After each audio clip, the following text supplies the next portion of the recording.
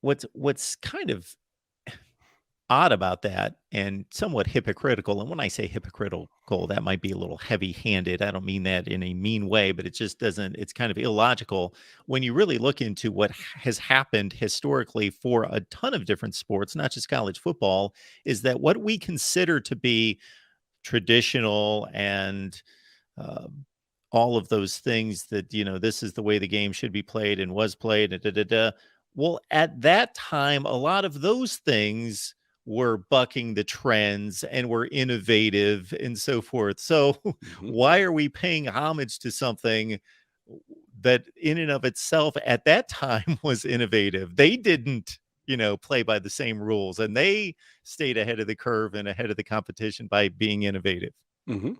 So Yeah, I so mean, I would think you would more closely hold to the values of core values of, morality and ethics and, those sorts of things. But in terms of style, let's do what is required and what's most beneficial to win. yeah, but you can still have performance-based standards, ways that you want to do things. I mean, look, we just said and showed, earlier in the show that Georgia was probably, more 60-40 pass to run before garbage time, right? Nobody would call them a soft team. They beat you up at the line of scrimmage. They are physical on both sides. That's a standard. That's a core belief. We're going to be bigger than you, and stronger than you. And in some cases, more elusive and faster. But like our physicality is going to be the thing. They're going to remember that they played us. They're going to feel that on Wednesday, right? That's a foundational core belief of the Georgia football program, right? Miami can eventually, as you recruit and develop the players, that can still be a foundational thing. And still, like Georgia, have a 60-40 run pass run ratio outside of garbage time. You know what I mean?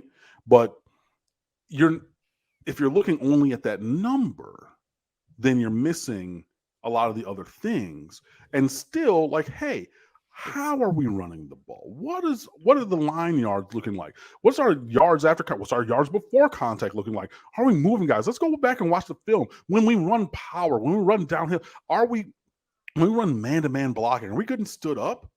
Or are we driving that guy? And our running back is at 4 yards past the line of scrimmage before he gets hit. All those things can manifest themselves on the field while still running from a spread alignment, maybe even running at tempo, maybe even having a positive pass to run ratio. You know what I mean? So like looking at one thing, one component of any of these things in a vacuum is not wise because there's so many more things. And again, you could still look at these teams who are passing the ball a little bit more than they're running it, but it's a fairly even ratio, and saying, look, that's a physical football team. That is not a finesse team. That is not Chip Kelly's Oregon, which is going to like run around you and wiggle and wiggle. No, like they're going to have some of that, like Lad McConkey and Brock Bowers going on end arounds and, all kinds of stuff like that. Yeah. They run that, but they also run it down your throat because the core foundational belief is that they're going to be more physical than you if they line up at the point of attack on both sides of the ball. And I say that to say that that is what Miami can be down the line, and that mentality and that focus on physicality can and should be a foundational belief, but not at the expense of anything else.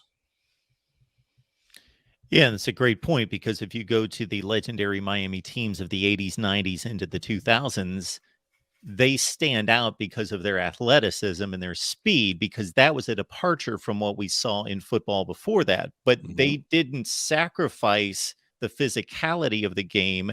They were still of the Notre Dame, Alabama, Michigan type, pound it down your throat if we need to, and we're going to out hit you on defense, and we're going to have dominant offensive lines and do all those things. We've just added this other element. And then you get these, like Leon Searcy, Russell Maryland, Warren Sapp, Jerome Brown, God rest his soul. Like, I mean, like, look, man, I mean, Daniel Stubbs, 91. Look, there's so many, and I don't have all of the names because, like, I was a Michigan fan, then I was growing up, whatever. But there's a lot of those dudes whose names that you know on the lines for Miami at those times, as well as the playmaker, as well as the Heisman Trophy winning quarterbacks, as well. Yeah. You had those dudes, but you also had those big dudes who wouldn't take no stuff and who could stand up to the point of attack on either side of the ball. That's what I'm saying. It's not about being entirely finesse. It's not about one thing or the other. And one number by itself does not dictate the physicality or the mentality of the team or the program as a whole.